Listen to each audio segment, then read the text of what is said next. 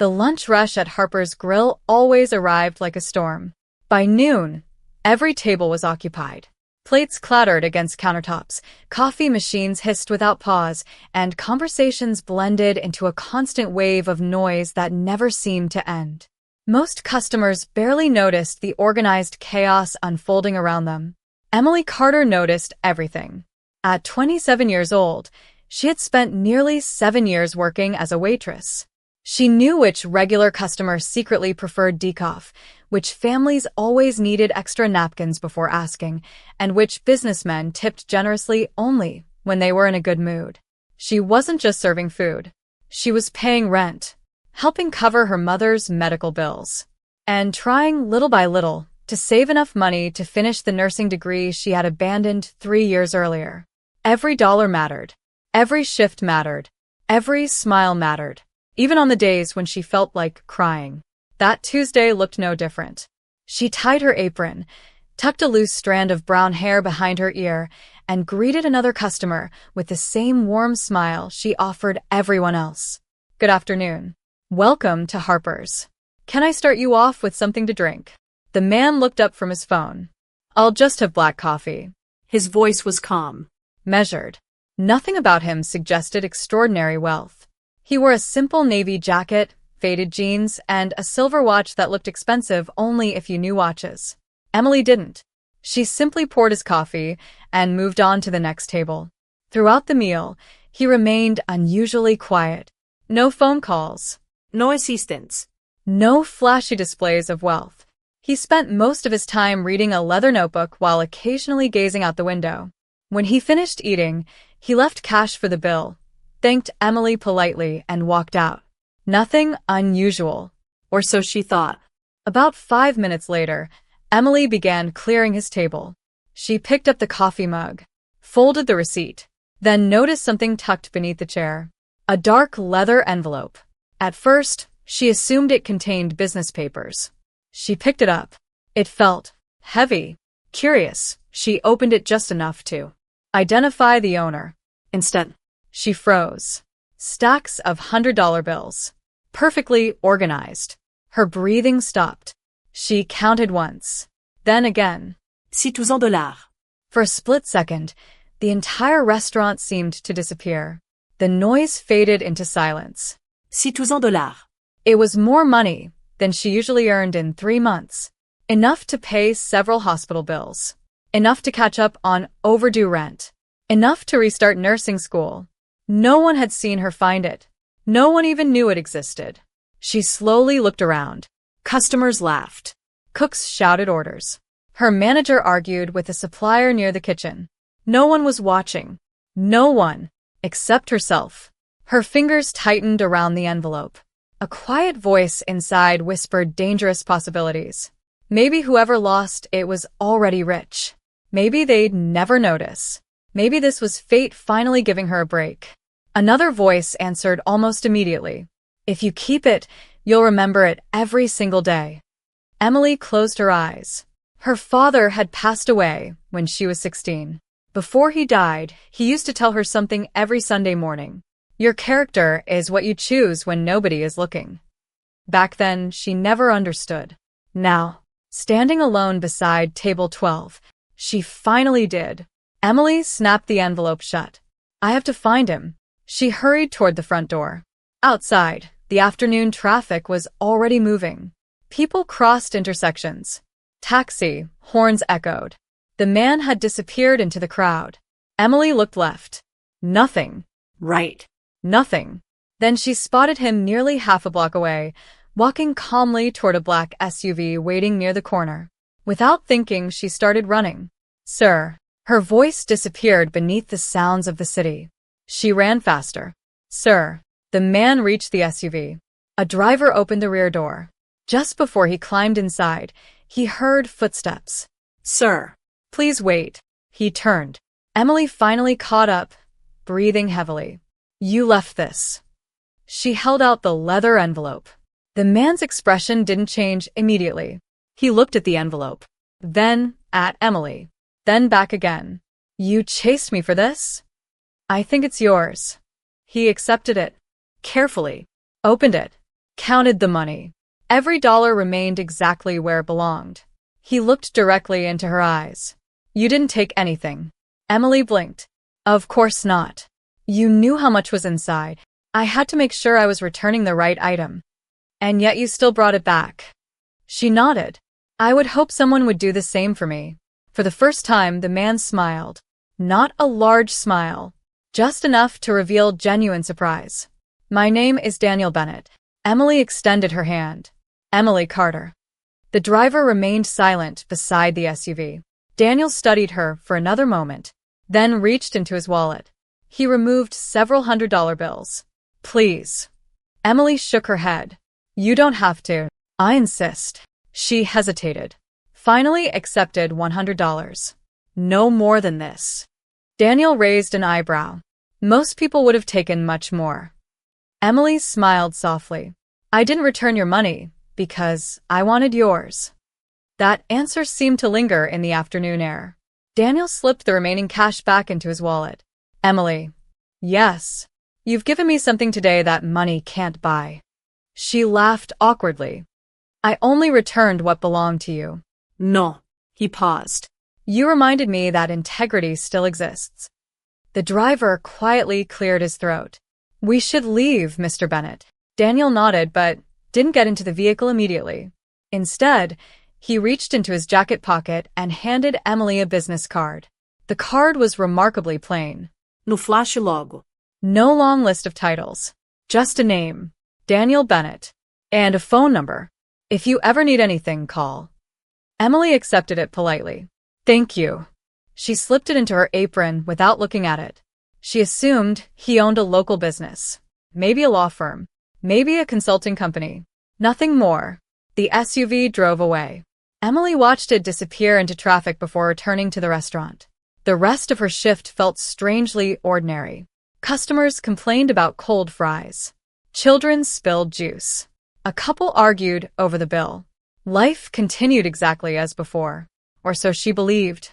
That evening, Emily arrived home to the small apartment she shared with her mother. The apartment was clean but modest. Paint peeled from one corner of the ceiling. The refrigerator hummed louder than it should. Medical invoices covered one side of the kitchen table. Her mother, Susan, looked up from a crossword puzzle. Long day. Emily smiled. The usual. She didn't mention the $6,000. Instead, she prepared dinner while her mother described another appointment with the cardiologist. Emily listened carefully, hiding her growing worry. Insurance covered less each month. Medicine cost more. Savings were disappearing. After dinner, Emily emptied her apron pockets onto the kitchen counter. Pens, receipts, loose coins. Then, the business card. Her mother picked it up. Daniel Bennett? Emily shrugged. A customer. Susan stared at the name for several seconds, then looked back at her daughter. Emily, you know him? I don't know him personally. Another pause. But I know exactly who he is. Emily frowned. Who? Susan slowly reached for the television remote. She switched to a financial news channel.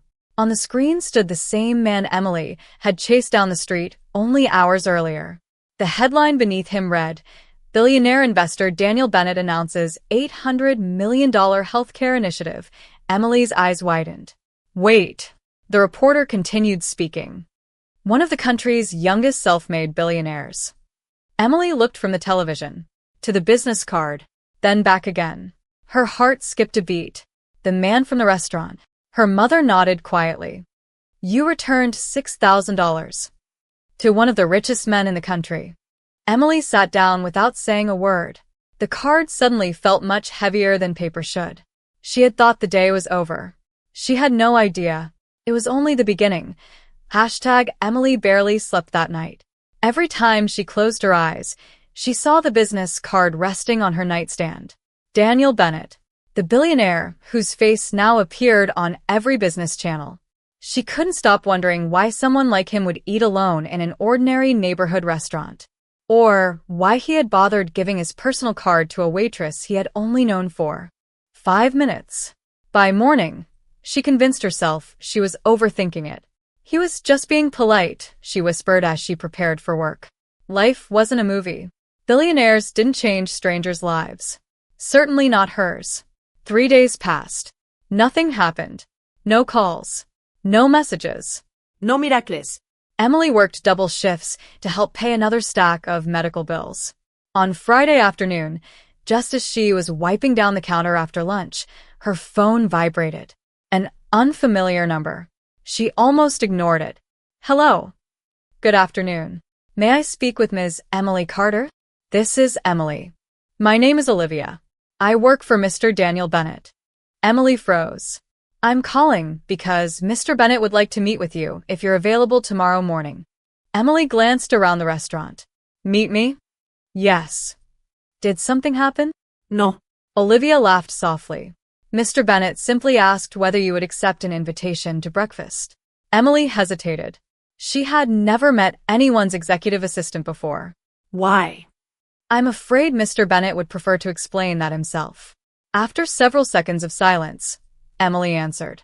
Okay. We'll send a car for you at 9. I can drive myself. Mr. Bennett insists. Saturday morning arrived with gray skies and light rain. At exactly 9 o'clock, a black sedan stopped outside Emily's apartment. Neighbors peeked through their curtains. One elderly woman nearly dropped her watering can. Emily felt embarrassed climbing into such an expensive car. The driver greeted her politely. No need to be nervous. I'm trying. He smiled. Everyone says that the first time. The drive lasted almost 40 minutes. Eventually, they entered the downtown financial district. Towering glass buildings stretched toward the clouds. The car finally stopped in front of a quiet private dining club. No photographers. No reporters. No flashing cameras. Just elegance. A hostess escorted Emily upstairs. Daniel Bennett was already waiting beside a window overlooking the city. He stood as she approached. Emily. Mr. Bennett. He smiled. Daniel, please. She nodded awkwardly. Daniel. He pulled out a chair for her. Breakfast arrived. Shortly afterward. Fresh fruit. Coffee. Warm pastries. Neither of them touched the food immediately. Daniel folded his hands. I appreciate you coming. I was curious. I hoped you would be. For a moment, neither of them spoke. Finally, Emily asked the question that had been bothering her for days. Why am I here? Daniel looked out the window before answering. Because very few people surprise me anymore. I'm not sure I understand. When you've spent years building companies, you meet thousands of people. He paused. Some want investments. Some want jobs. Some want favors. And almost everyone wants something. Emily listened quietly. You wanted nothing. I just returned your money. Exactly. He leaned forward. Do you know how many people would have kept that envelope? Emily shook her head. I've learned never to underestimate temptation. Silence settled between them. Then Daniel asked, what do you actually want to do with your life? The question caught Emily off guard. She laughed nervously. I've never had anyone ask me that. I'm asking now. She stared into her coffee. I wanted to become a nurse. What happened? My father passed away. She took a slow breath. I left school to help my mother. Daniel nodded, without interrupting. Every year I tell myself I'll go back. But every year something else happens. The bills. The rent. The medication. Life. Daniel quietly absorbed every word. Then he asked, if money weren't the problem, would you still choose nursing? Emily answered instantly. Yes. There wasn't even a second of hesitation. Daniel noticed. You didn't have to think. I've thought about it every day, for 3 years. Daniel reached into a leather folder beside his chair. He slid a single envelope across the table. Emily frowned. What's this? Open it. Inside was a letter, along with a check. Emily's eyes widened. $25,000. She immediately pushed it back. I can't accept this. I expected you'd say that. It's too much. It would pay for school. I know. She shook her head. But I didn't return your money hoping for this. I know that too. Daniel smiled gently. Which is exactly why I'm offering it. Emily stared at the check as though it might disappear. This isn't charity. Then what is it? It's an investment. In me. In your future. She looked unconvinced. Daniel continued. When I was 19, someone I barely knew paid for my final year of college. Emily looked up. I've never told the media his name. He asked me not to, but he told me something I've never forgotten. Daniel's voice softened. One honest person can improve thousands of lives if they're given the chance. He folded his hands again. I believe that. Emily remained silent. So did he. She looked down once more at the check. $25,000. It could erase years of financial pressure. It could help her mother. It could give her another chance. Yet something still didn't feel right. There has to be a catch. Daniel laughed. There isn't. No contracts. No. No repayment. No. No publicity. I've instructed my team not to tell anyone about this meeting. Emily searched his face for signs of deception. She found none. Why me? Daniel answered honestly. Because character is harder to build than talent. And because I have enough money. What I don't have enough of. He smiled. Are people I can truly trust. Just then Daniel's phone vibrated. He glanced at the screen. His expression changed almost instantly. I'm sorry. He stood. I have to take this. He stepped onto the balcony outside the dining room. Emily remained seated. She wasn't trying to eavesdrop, but through the slightly open door, she heard fragments of the conversation. How much?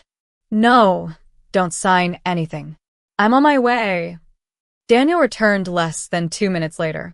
I'm afraid I have to leave. Is everything okay? He forced a smile. I hope so. He reached for the envelope and slid it back toward Emily. Take your time. You don't need to decide today.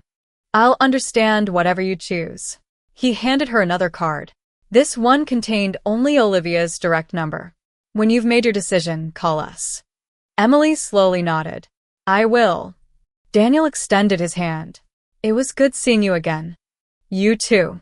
As he hurried away with his security team, Emily noticed something she hadn't seen before. For the first time since meeting him, he looked worried. Not like a billionaire. Not like one of the most successful businessmen in the country. Just like a man carrying a burden no amount of money could solve. Emily watched him disappear down the hallway. She looked once more at the envelope in front of her. $25,000. A second chance. Perhaps even a new life. But deep inside, she had no idea that accepting or refusing that offer would soon place her at the center of a crisis that would test not only her integrity, but also Daniel Bennett's faith in the people around him. Emily didn't call Olivia that day. Or the next. The envelope remained unopened on her kitchen table, resting beside a pile of unpaid medical bills.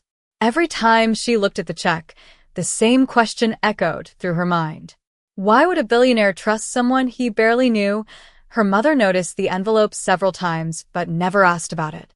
She knew her daughter well enough to understand that silence usually meant an important decision was being made.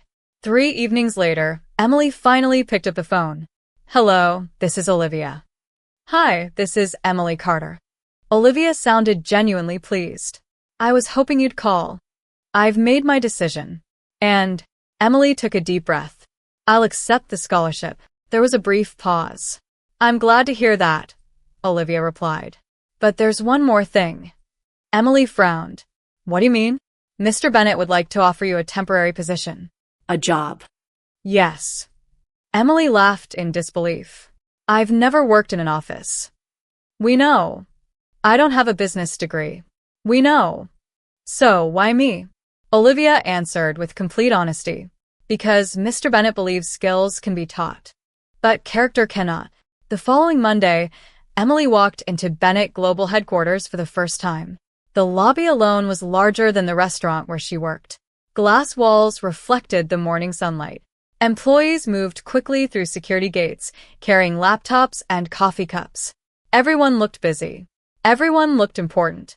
Emily suddenly felt out of place. She glanced down at her modest navy blazer. Compared to everyone else, she looked like she had wandered into the wrong building. A receptionist smiled. You must be Emily. She nodded. Mr. Bennett is expecting you. Daniel greeted her personally. I appreciate you coming. I still don't understand why I'm here. You will. He led her through several hallways before stopping outside a conference room. Inside, nearly 20 executives were already seated. As Daniel entered, everyone stood. Emily instinctively stepped backward. I think I'm in the wrong room.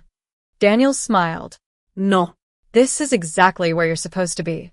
Confused faces turned toward her. Some executives exchanged curious glances. Others barely hid their skepticism. One man adjusted his expensive tie before quietly whispering to the woman beside him. A waitress? Emily heard it. She pretended not to. Daniel walked to the front of the room. Good morning, everyone. As you know, we've been searching for someone to fill the newly created position of Community Outreach Advisor. Several executives nodded. Our company invests billions into healthcare. But numbers don't tell us how ordinary families actually live. He turned toward Emily. This is Emily Carter. Silence filled the room. Daniel continued. She understands struggles most of us have forgotten. One executive finally raised his hand. His nameplate read, Richard Lawson, Chief Financial Officer. With respect, Daniel. His tone remained polite. What qualifications does Ms. Carter possess for this role? Emily felt every eye in the room shift toward her. Daniel answered calmly. Integrity. Richard smiled politely. I'm sure she's a wonderful person, but integrity isn't listed on a resume. Daniel didn't respond immediately. Instead, he looked around the room. Does anyone here know how many emergency room visits and uninsured family delays before finally seeking treatment? Silence. How many working mothers skip medication so their children can eat? Still silence. Daniel nodded. Emily does. The meeting ended 30 minutes later. Most executives left without introducing themselves. Only a few welcomed her warmly. Others clearly questioned Daniel's decision. As Emily organized the papers left on the table, she noticed Richard standing near the doorway. He smiled, but it didn't reach his eyes. You certainly made an impression. I didn't mean to, I'm sure. He straightened his cufflinks. Mr. Bennett has a generous heart. I hope you don't disappoint him. Then he walked away. Emily couldn't explain why, but something about him made her uncomfortable. Over the next several weeks, Emily began learning how Bennett Global operated. She wasn't making corporate decisions. She wasn't negotiating billion-dollar contracts. Instead, Daniel asked her to do something surprisingly simple. Listen. She visited hospitals, free clinics, homeless shelters, rural health centers. She spoke with nurses, patients, single parents, veterans. Every evening she summarized what she had learned. Daniel read every report personally. He asked questions no executive had ever asked. What frightened them the most? What would have helped? Did anyone feel ignored? Emily slowly realized something. Daniel wasn't collecting statistics. He was collecting human stories. One evening, after another long meeting, Daniel invited Emily to dinner in the company cafeteria. Unlike the luxurious restaurants he could easily afford, he preferred eating with employees whenever possible. As they sat together, Emily finally asked, Can I ask you something? Of course. Why do your executives seem unhappy that I'm here? Daniel smiled knowingly. Because I changed the usual rules. I don't understand. They've spent decades believing experience always outweighs perspective. And you disagree? I think both matter. He stirred his coffee. Businesses fail when they stop listening to ordinary people. Emily nodded thoughtfully. I still feel like I don't belong. Daniel looked directly at her. Neither did I. She blinked. What? When I started my first company, everyone in the room had better degrees, better connections, more money. They underestimated me. What changed? They kept underestimating me. He smiled. So I had time to work. Both of them laughed. For the first time, Emily felt completely relaxed. Across the cafeteria, however, someone was watching. Richard Lawson. He sat alone near the window, pretending to review financial reports. But his attention remained fixed on Daniel and Emily. His jaw tightened. He quietly took out his phone. I need everything you can find on Emily Carter. A voice answered through the speaker. Everything. Everything. Family. Friends. Financial history. Employment. If there's anything that can be used against her. He paused. I want it. A week later, Bennett Global prepared for its largest board meeting of the year. Billions of dollars in future healthcare investments would be approved. Every executive was under pressure. Emily wasn't supposed to attend, but on the morning of the meeting, Daniel stopped by her office. I'd like you there. Me? Just observe. I won't understand half of what they're discussing. That's exactly why I want you. She looked puzzled. If something doesn't make sense to you, he smiled. It probably doesn't make sense to the people we're trying to help. The meeting began promptly at 9. Massive screens displayed financial projections, Charts. growth forecasts, acquisition plans. Emily remained quiet, taking notes. After nearly 2 hours, Richard presented a proposal. This acquisition will reduce operating costs by nearly 12%. Several board members nodded approvingly. Richard continued confidently. The hospitals scheduled for closure are underperforming. Emily looked at the map on the screen. Many of those hospitals were located in rural communities she had visited only days earlier. She slowly raised her hand. The room fell silent. Richard forced a smile. Yes, Emily? I visited 3 of those hospitals. And if they close, she swallowed. The nearest emergency room for some families would be over 90 miles away. Richard answered immediately. Our transportation analysis accounts for that. Emily frowned. I met an elderly couple who don't own a car. Silence. I met a mother who walks 6 miles just to reach that clinic. Another silence. Richard's expression hardened. With respect, individual stories cannot determine corporate strategy. Emily looked toward Daniel. He hadn't spoken once. He was simply listening. She gathered her courage. Maybe not. But if enough individual stories all point to the same problem. She paused. Then maybe the strategy is wrong. The room became uncomfortably quiet. Daniel slowly closed the financial folder in front of him. He looked at Richard. I want this proposal reviewed again. Richard blinked. Daniel. Again. The meeting ended 20 minutes early. As executives filed out, Richard remained seated. His face revealed nothing. But inside, resentment had begun to grow. Emily had unknowingly challenged a plan worth hundreds of millions of dollars. And Richard Lawson was not a man who accepted public embarrassment lightly. Outside the boardroom, Daniel caught up with Emily. You did well. I thought I made everyone angry. You made them think. He smiled. There's a difference. Emily smiled back. Neither of them noticed Richard standing at the end of the hallway. Watching. Waiting. Already planning his next move. .1 hashtag the following morning, Bennett Global felt different. Conversation stopped when Emily walked past. Several employees smiled politely. Others avoided eye contact altogether. She couldn't explain it, but the atmosphere had changed. Olivia soon knocked on her office door. Mr. Bennett would like to see you. Emily followed her upstairs. Daniel was standing by the window, overlooking the city.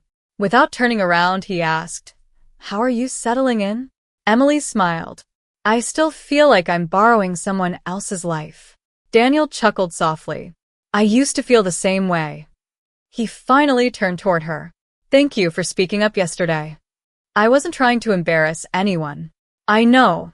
He folded his hands. That's why your opinion matters. Just then, Olivia entered with a folder. Daniel, the audit team has arrived. His expression grew serious. Already? She nodded. They're asking for the acquisition files. Daniel looked surprised. I didn't authorize an external audit.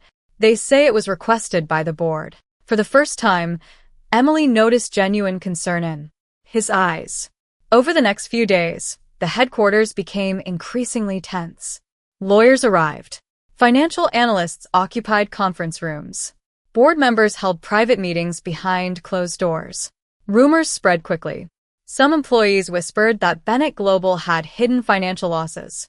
Others claimed regulators were investigating the company. No one knew the truth. Not even Daniel. One afternoon, Emily walked into the archives looking for community reports.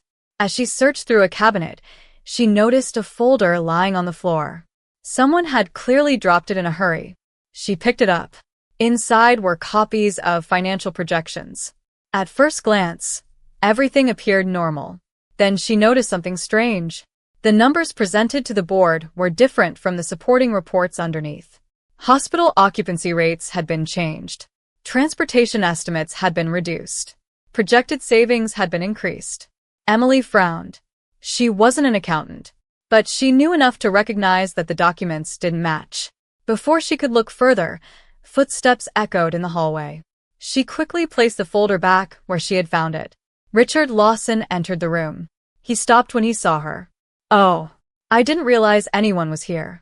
I was looking for community reports." His eyes drifted briefly toward the folder, then back to Emily. He smiled. "Be careful. Important documents have a way of being misunderstood." Without another word, he picked up the folder and walked away. Emily watched him leave. Something wasn't right. That evening, she couldn't stop thinking about the documents. The numbers. The altered reports. Richard's reaction. She finally decided to tell Daniel. She knocked on his office door. "It's late," he said with a tired smile. "I know, but I think you need to hear something." She explained everything she had seen. Daniel listened without interrupting. When she finished, he remained silent for several seconds. Then, he quietly pressed the intercom. "Olivia." "Yes. Please ask internal audit to bring me every original acquisition report. And don't tell anyone why." The investigation lasted nearly 2 weeks. Emily returned to her regular work, trying not to speculate. Daniel became quieter than usual. Richard appeared unusually confident. Then everything changed. On Monday morning, every executive received an urgent message. Mandatory board meeting. Attendance required. 9 a.m. The atmosphere inside the boardroom was unlike anything Emily had experienced. No casual conversations. No coffee. No laughter. Daniel stood at the head of the table. Several independent auditors sat nearby. Richard looked irritated. "What's this about?" Daniel calmly placed 2 stacks of documents on the table. The truth. He opened the first file. "These are the reports presented to the board." He opened the second. "These are the original reports." One by one, the auditors explained the discrepancies. Financial projections had been manipulated. Community impact assessments had been altered. Cost-saving estimates had been inflated. Millions of dollars depended on those changes. Richard interrupted. "This proves nothing." "It proves someone edited the reports." Daniel nodded. "It does." He pressed a button on the remote. Security camera footage appeared on the screen. The room fell silent. The video showed Richard entering the document archive late one evening, then leaving with the same files. Another clip showed unauthorized changes being uploaded from his office computer. Richard's face lost all color. This isn't what it looks like." The lead auditor spoke. "We've already confirmed the digital records." Another silence. Richard slowly lowered his head. It was supposed to be temporary. Daniel stared at him. "You risked closing hospitals that thousands of families depend on." "I was trying to improve shareholder value." "You were improving numbers." Daniel's voice remained calm. "I was trying to improve lives." Security officers quietly entered the room. Richard stood without resistance. As he passed Emily, he stopped briefly. "So," he forced a bitter smile. "It was you." Emily didn't answer. She didn't need to. Richard was escorted from the building. The boardroom remained silent long after the doors closed. Several weeks later, the investigation officially ended.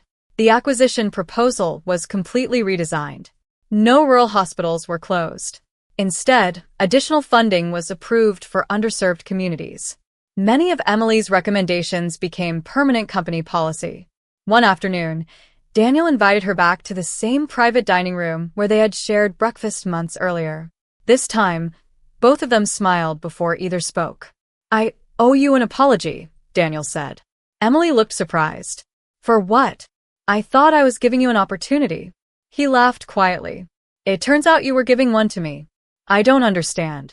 I built companies. He looked out the window. But somewhere along the way, I started trusting spreadsheets more than people. He turned back toward her. You reminded me why I started. Emily smiled.